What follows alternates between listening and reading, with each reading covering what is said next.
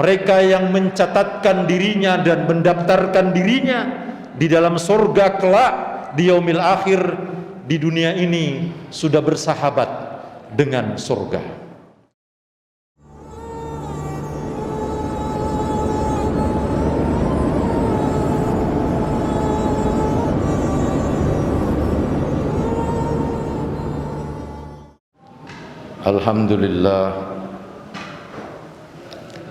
Alhamdulillahilladzi anzalal Qur'an hudal linnasi wa bayyinatin minal huda wal furqan. Asyhadu an la ilaha illallah wahdahu la syarikalah. Iyyaka na'budu wa iyyaka nasta'in. Wa asyhadu anna Muhammadan abduhu wa rasuluhu al-mab'us rahmatan lil alamin. Allahumma fasalli wa sallim wa barik ala sayyidina wa habibina wa syafi'ina wa maulana abil qasimil mustafa Muhammad. Allahumma salli ala sayyidina Muhammadin wa ala ali sayyidina Muhammad fil alamin innaka hamidum majid. Amma ba'd. Fa ya ayyuhan nas ittaqullah haqqa tuqatih wa la tamutunna illa wa antum muslimun. Qala Allah ta'ala fil Qur'anil Karim, a'udzu billahi minasy syaithanir rajim. Bismillahirrahmanirrahim.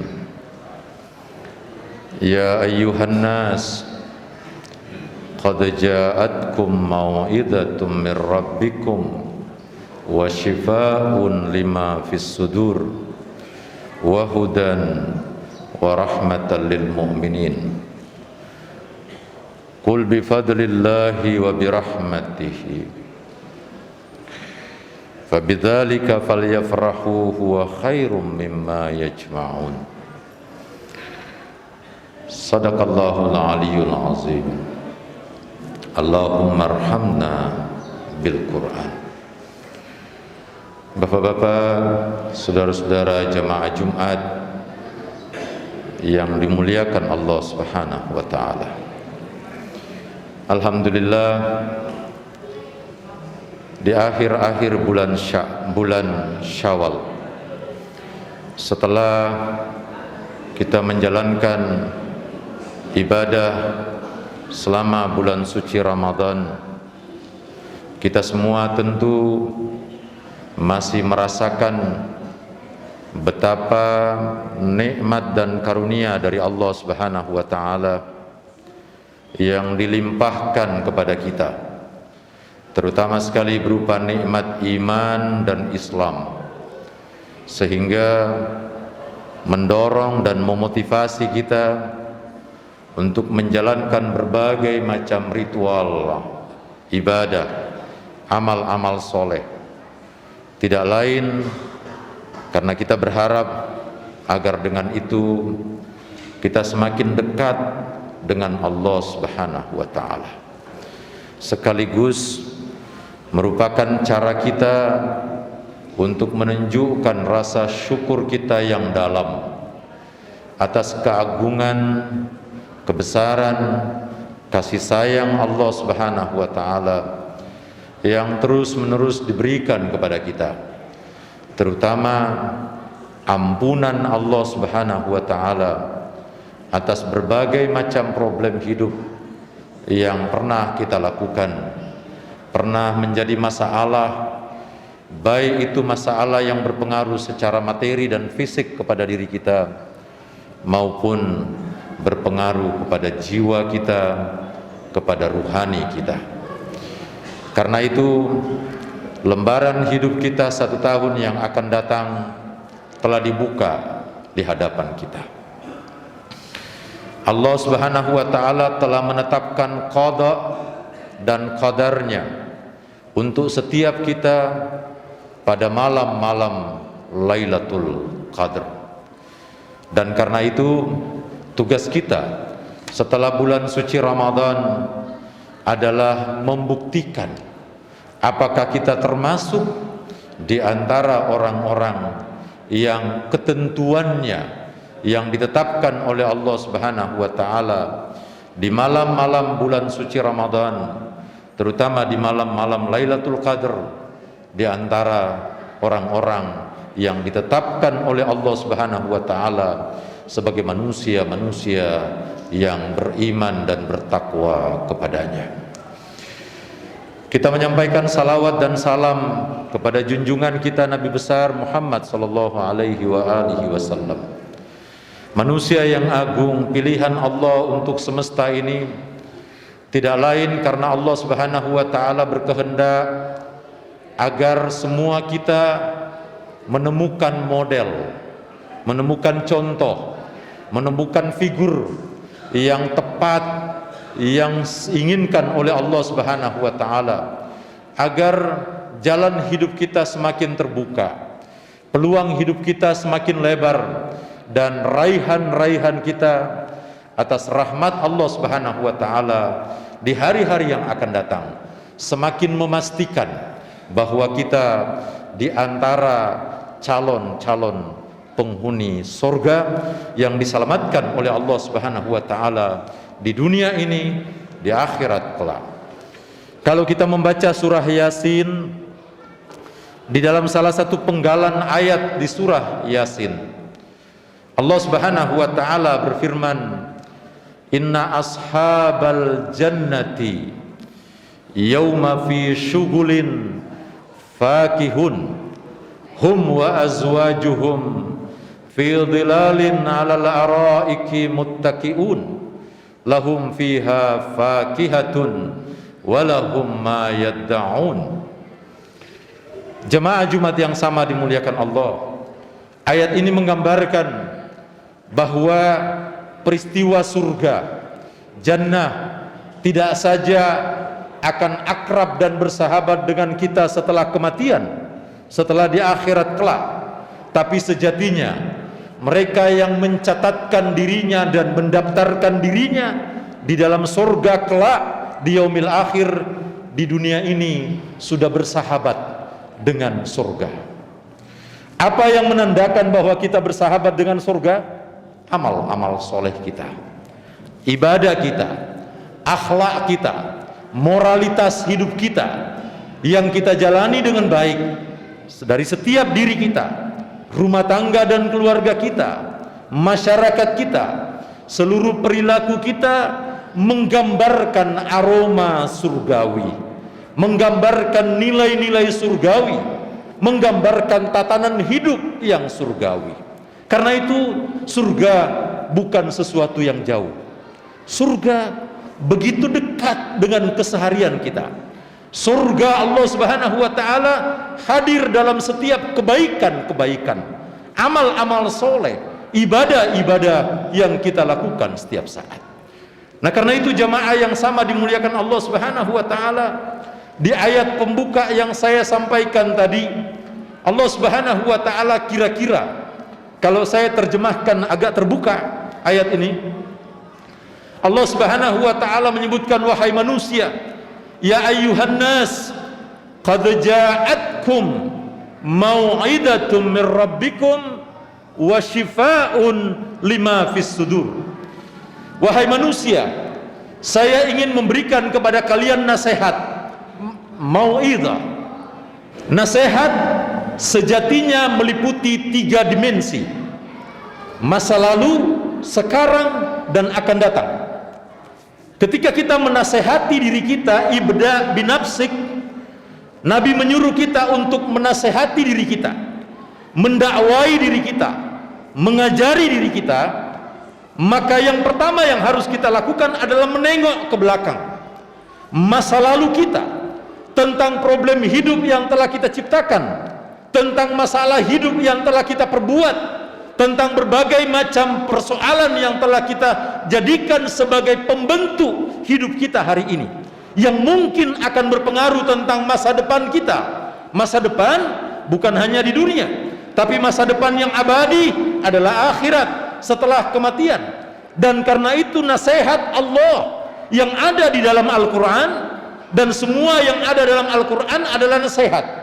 Isi dari Al-Quran adalah petuah, nasihat-nasihat dari Allah Subhanahu wa Ta'ala tentang masa lalu kita, agar kita istighfar, agar kita minta ampun, agar kita memohon agar Allah Subhanahu wa Ta'ala menghapus seluruh keburukan-keburukan yang menandai perjalanan semasa usia kita berjalan. Kenapa?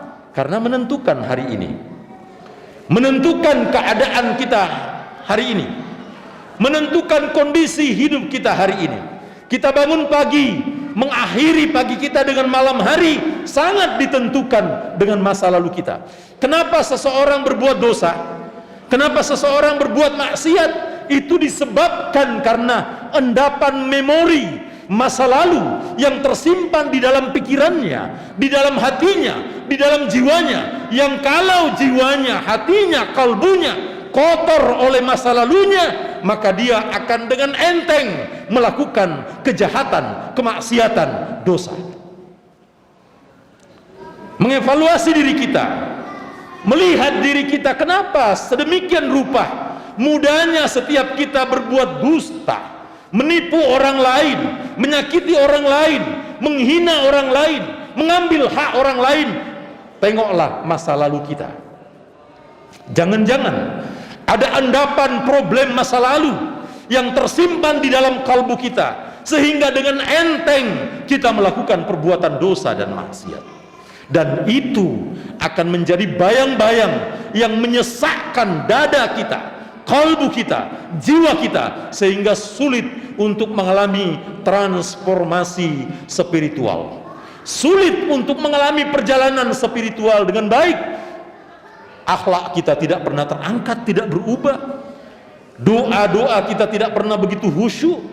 Ibadah sholat kita yang kita lakukan tidak khusyuk. Semua ini adalah beban masa lalu yang tersimpan di dalam jiwa kita. Sementara hari ini kita dituntut dalam sebuah sabdanya Amirul Mu'minin Ali bin Abi Thalib karramallahu wajhah, dia mengatakan, kalau kamu hidup pagi jangan pikirkan sore hari. Kalau kamu hidup di pagi hari, jangan engkau pikirkan apa yang akan terjadi sore hari. Kenapa? Karena bisa jadi engkau tidak sampai pada sore hari. Masa kini, apa yang terjadi hari ini, saat ini, penting untuk kita renungkan bersama, dan kita betul-betul berada di dalamnya dalam keadaan kesadaran kita kepada Allah Subhanahu wa Ta'ala sepenuhnya, mengajak kita untuk selalu taqarrub, dekat kepada Allah Subhanahu wa Ta'ala. Jika Allah Subhanahu wa Ta'ala dalam firman-Nya yang lain, Allah menyebutkan alladzina idza fa'alu fahishatan aw dzalamu anfusahum dzakarullah fastaghfiru lizunubi wa may yaghfiruz dzunuba illallah. Jika kamu melakukan perbuatan-perbuatan yang tidak benar, maka segera kembali kepada Allah Subhanahu wa Ta'ala. Kapan kembali kepada Allah? Jangan tunggu saat berikutnya, saat itu juga. Semalam saya membaca sebuah riwayat bahwa dosa yang dilakukan dari Rasulullah Sallallahu Alaihi Wasallam, dosa yang dilakukan selama belum sampai 7 jam kita minta ampun kepada Allah dari perbuatan dosa itu, memungkinkan Allah masih belum memberikan izin kepada malaikat untuk mencatat perbuatan dosa itu. Jadi kalau ingin mendapatkan ampunan dari Allah Subhanahu wa Ta'ala berdasarkan riwayat itu, jangan menunggu bertobat berhari-hari setelah melakukan perbuatan dosa. Lakukanlah pada saat itu. Zakarullah fastaghfiru lidzunubihim. Segera ingat Allah Subhanahu wa Ta'ala kalau kamu fahisha au dzalamu anfusahum, kalau kamu sedang melakukan perbuatan fahsya yang mencederai jiwamu, yang mencederai pikiranmu, yang merusak hatimu, segera ingat Allah Subhanahu wa Ta'ala.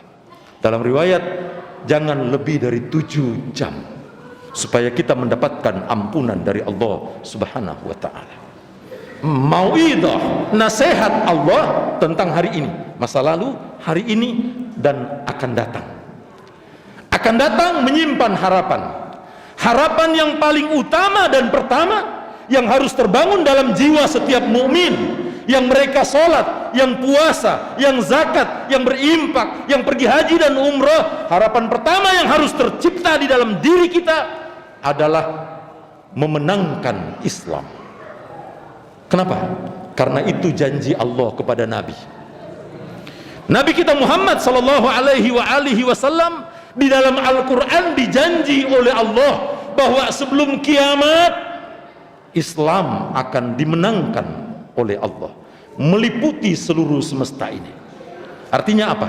Setiap kita harus punya andil, mengambil peran untuk mempercepat datangnya kemenangan Islam itu.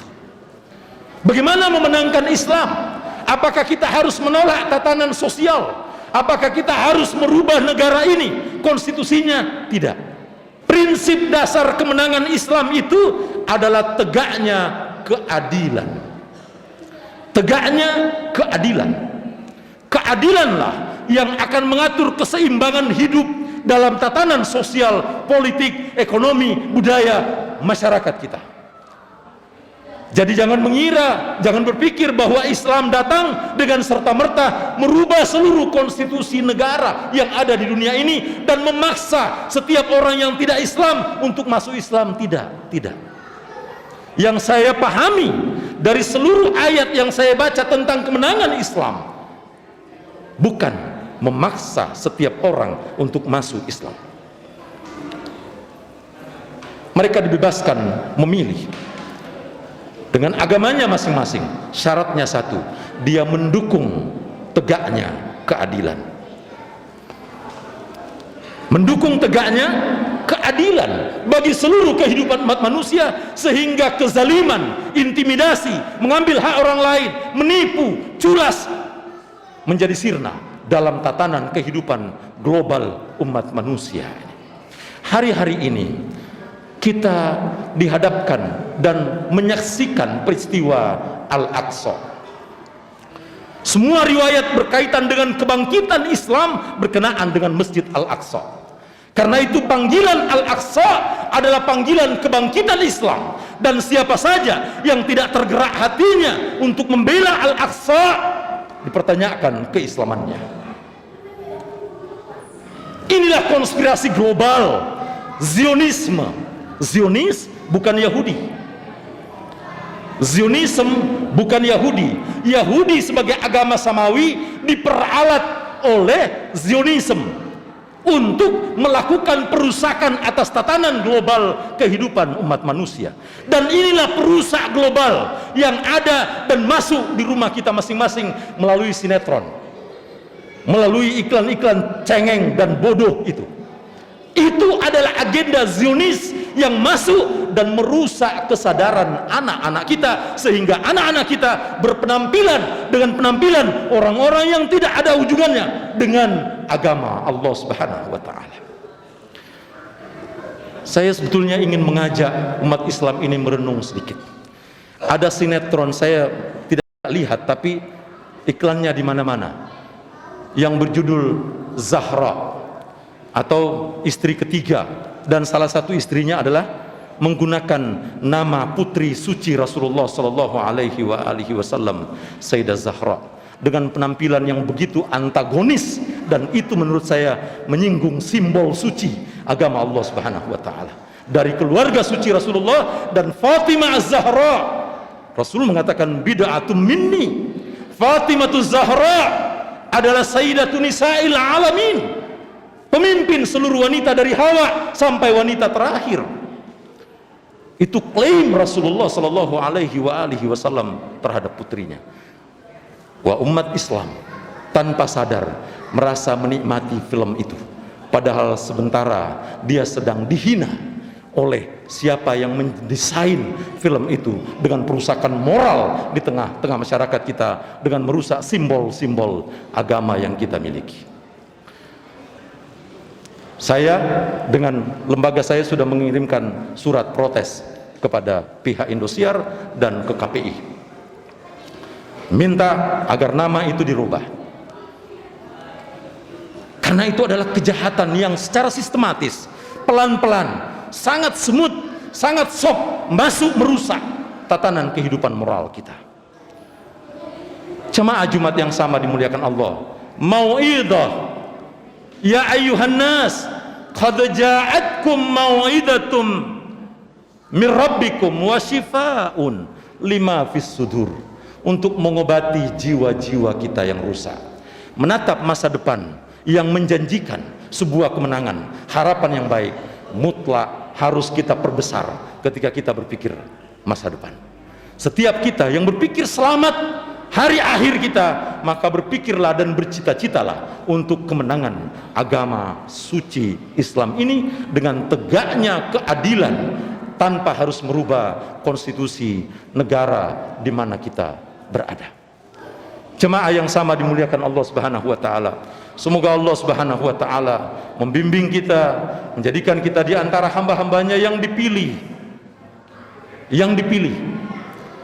untuk menjadi bahagian yang mengambil peran demi tegaknya keadilan dalam kehidupan umat manusia, khususnya di negara yang kita cintai ini. Barakallahu li wa lakum fil Qur'anil azim, wa nafa'ni wa iyyakum bima fihi minal ayati wa dzikril hakim, wa taqabbala minni wa minkum tilawatahu innahu huwas samiul alim.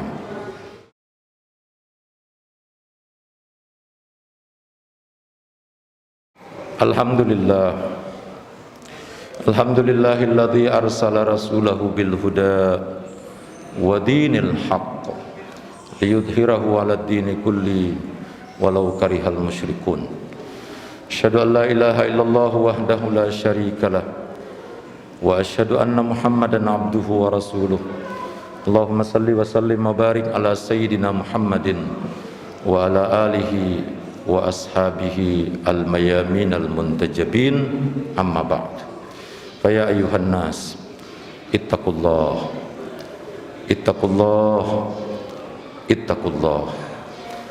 innallaha amarakum bi amrin bada'a fihi bi nafsihi wa sanna bi malaika wa ayyahal bil qudus. A'udzu billahi minasyaitonir rajim. Bismillahirrahmanirrahim.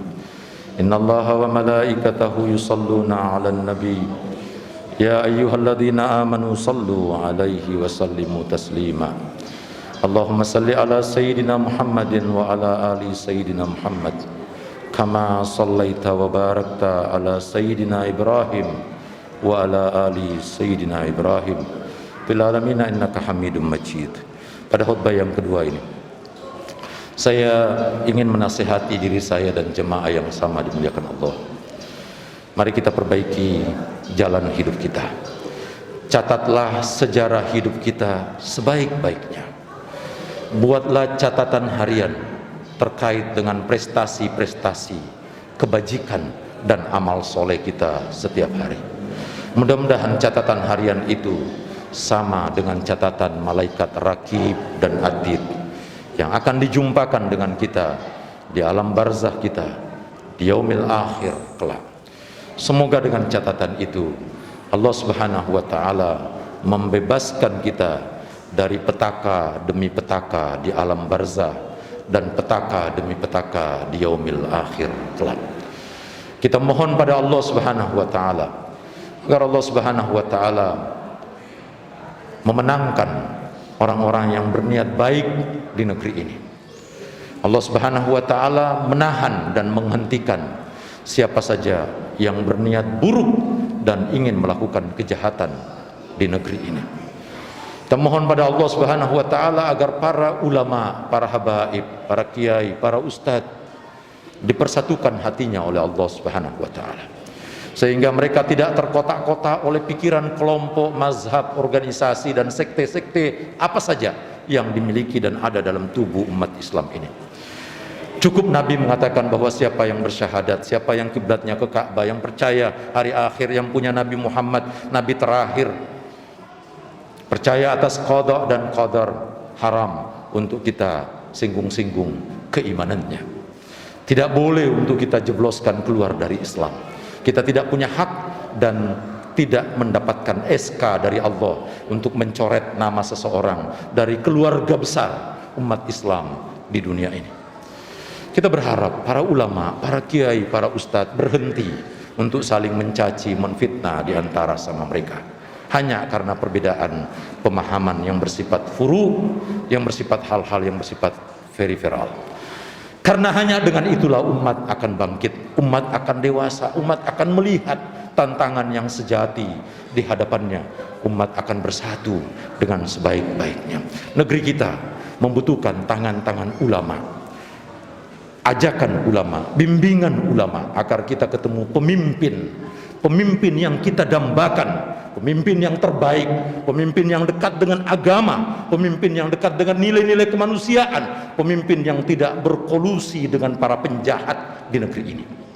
Kita berharap itu, dan di tangan umat Islam lahir pemimpin itu. Kenapa? 80% penduduk negeri ini umat Islam.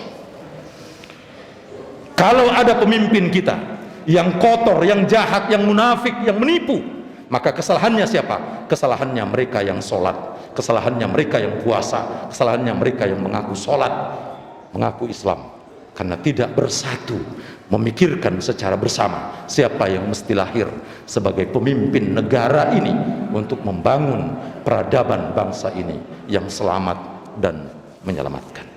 Kita mohon pada Allah Subhanahu wa taala agar para ulama kita dipersatukan oleh Allah Subhanahu wa taala. Kita mohon pada Allah Subhanahu wa taala agar kita diberikan hati yang tulus dalam beribadah dan taat kepada Allah Subhanahu wa taala. Alhamdulillahi rabbil alamin. Allahumma salli ala Muhammadin wa ali Muhammad. Hamdan syakirin, hamdan na'imin. Hamdan yuafi wa yukafi mazida. Ya Rabbana lakal hamdu kama yanbaghi li jalali wajhikal karim wa li 'azimi sultanik.